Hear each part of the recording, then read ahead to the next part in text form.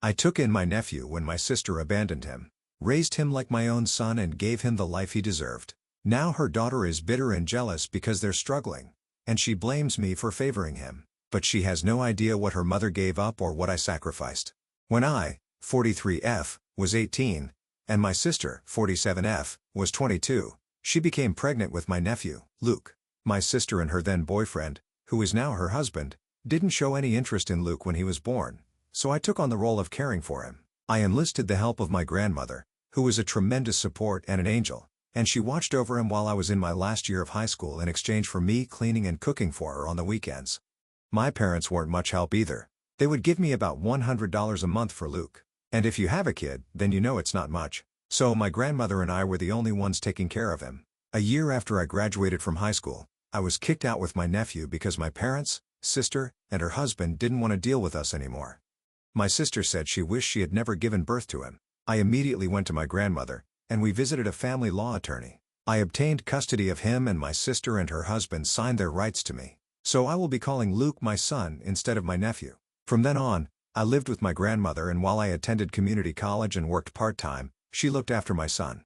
It was a lot of work, especially when my grandmother passed away when Luke was 6. In her will, my grandmother left 90% of her things to me. This event prompted my parents and sister to reach out to me under false pretenses to reconnect and meet my son. However, the reunion didn't last long, and I made it clear to them that they could either behave appropriately or never see us again. My dad chose to genuinely reconnect with my son and me, and now we're close.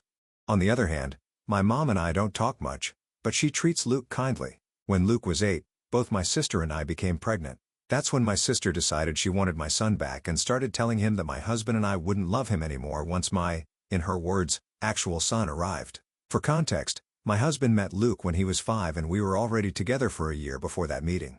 My husband treats Luke like his own, and we got married when my son was 7. We adopted him when he was 9 with his permission. We discovered that my sister was spreading these hurtful ideas when Luke broke down crying one day, expressing fear that we would abandon him once his younger brother was born. He explained what my sister and her husband had been saying, and we reassured him that it would never happen. Luke knows he's not my biological son, but he is undoubtedly my son. After that, I cut contact with my sister and her husband again and pursued family and individual therapy for my son. When I finally gave birth to his younger brother, I made it clear to Luke that our love for him hadn't changed. About 2 years later, when my sister reached out, I decided to go low contact with her with the approval of my son and husband.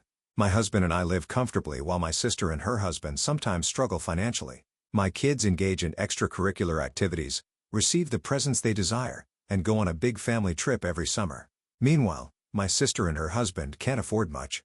When my niece was around 9, my sister began making comments about how I needed to pay for this or that for my niece, and I told her it wasn't my responsibility. Although I gave my niece the gifts she wanted and took her out from time to time, it wasn't even close to how I treated my own kids.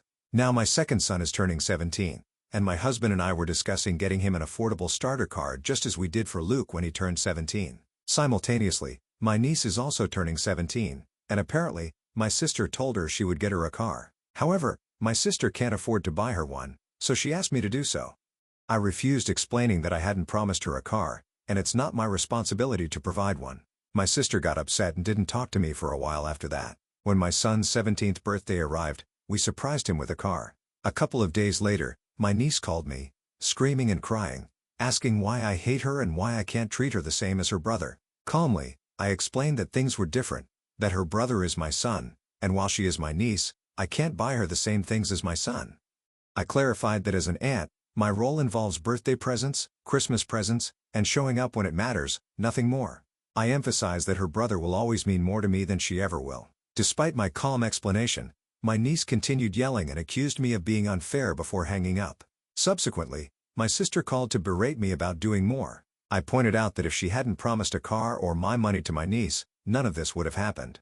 It's been a couple of days, and I'm receiving calls from some family and some of my sister's friends, calling me nasty names and some other things. I do feel a sense of guilt because my kids did grow up with more, and I suppose I could have helped more.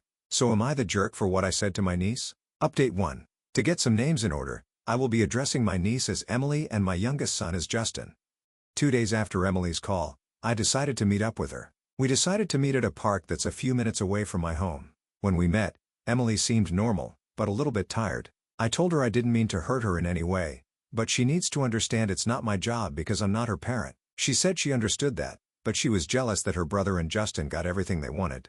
I told her that first, Luke isn't her brother, but her cousin because of how things happened. Second of all, they don't get everything they want. They work for it. They get good grades, do chores, and stay out of trouble for the most part. I then asked her the real reason for why she was acting this way, as she never had a problem before this. She started crying, saying it wasn't fair that Luke and Justin get everything they want while she gets barely anything. She claimed that Luke lucked out in life by being adopted by my husband and me. She asserted that she deserves to have what my sons have and that is family. I have to take care of her too. I told her that she is part of my family, but not my child. I do love her, but she's not my responsibility. I then asked her why she feels so strongly about it. She said that even though her parents take good care of her, she feels like she's just an obligation to them. When she sees how Luke and Justin were raised, she gets jealous because in her eyes, we don't view the boys as an obligation. According to her, we are a family that's always together, always works through problems, and helps each other. Even though I stayed in her life and took her out with my family, she always felt jealous that she had to be the one to leave. She felt second place and believed that since I took in Luke, I should take her in with no problem. I told her that while I understand her feelings, I'm not going to treat her as my kid. I didn't raise her, but I do love her. It's her parents' job to get her a car or to help her get one.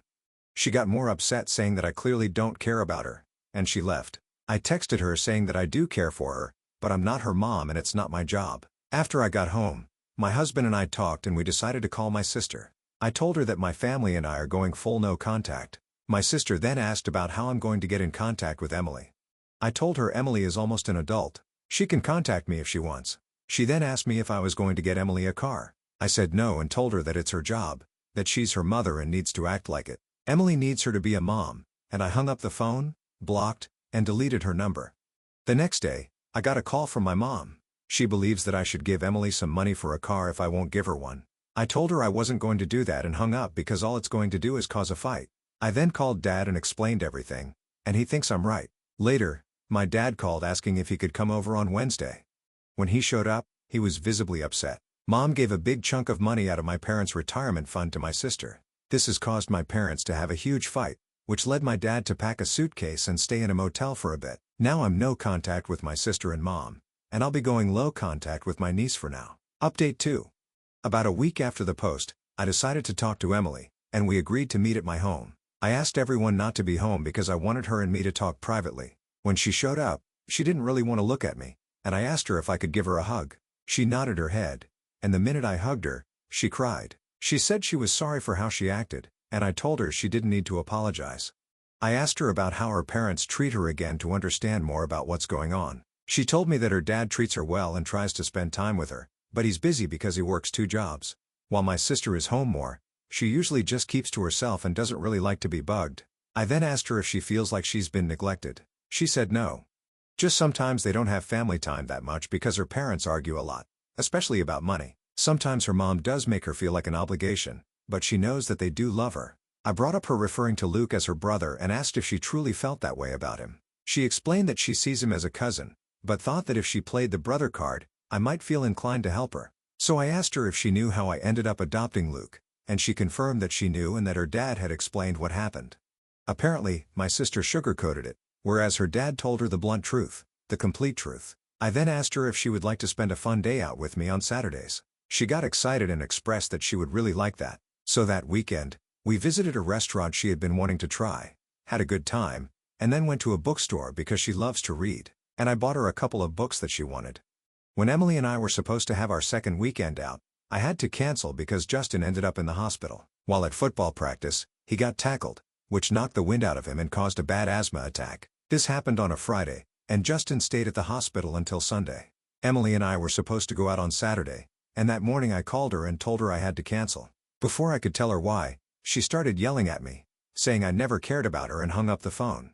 I tried calling her back, but it went straight to voicemail. Then I sent her a text saying that I didn't mean to hurt her, but Justin was in the hospital and that we can have our day next weekend, but I never heard back from her. 2 days ago, my family and I were out for a family night when my neighbors called, saying that they called the cops because someone was vandalizing one of our cars. When we got home, the cops were there, and it was Justin's car. The car had scratches, little dents, paint, and there were 2 broken windows. My husband and I checked our security footage, And you could clearly see Emily and someone else vandalizing the car. My husband gave the video copy to the police, and Emily and her friend got arrested the next morning. My sister and mom came to my house, screaming that I was ruining my niece's life. And if I loved her, I would drop the charges. My husband is adamant that we don't drop the charges, and Justin and Luke agree with my husband. So that's where we stand now.